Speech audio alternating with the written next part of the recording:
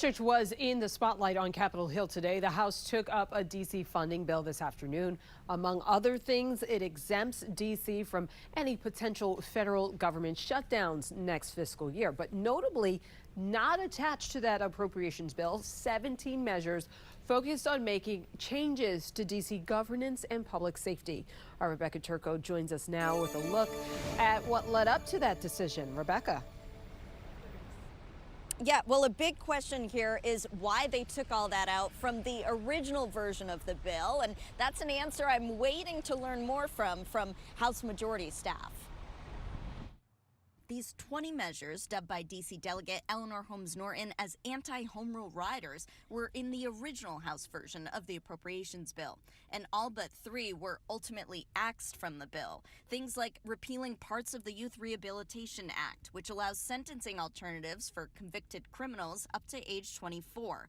That provision joins several of the others removed that also happen to have standalone bills making their way through Congress. We're hoping that the Senate decides that it wants to take care of the business of the country, and we just hope that senators decide to take a look at what's best for their own constituents and really not get involved in the day-to-day governing of the district. Tracy Velasquez with the D.C.-focused Council for Court Excellence explains this isn't the end of the road, because even though D.C. has its own governing body, Congress still gets the final say on laws and the budget. And there are more than a dozen standalone bills impacting everything from public safety to the Home Rule Act itself.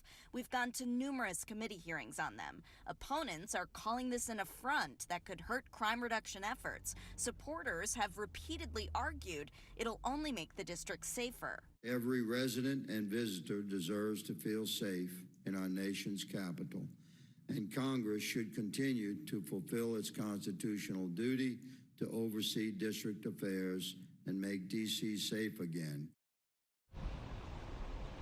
And those bills in question we're going to continue tracking, a number of which have already made it to the Senate. Michelle? All right, Rebecca, are there any other appropriations bills impacting D.C. on a local level?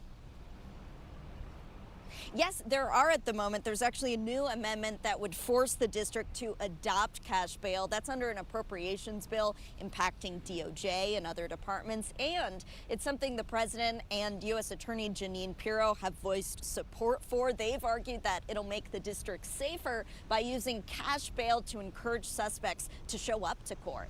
Michelle? Rebecca, thank you for us live on Capitol Hill tonight.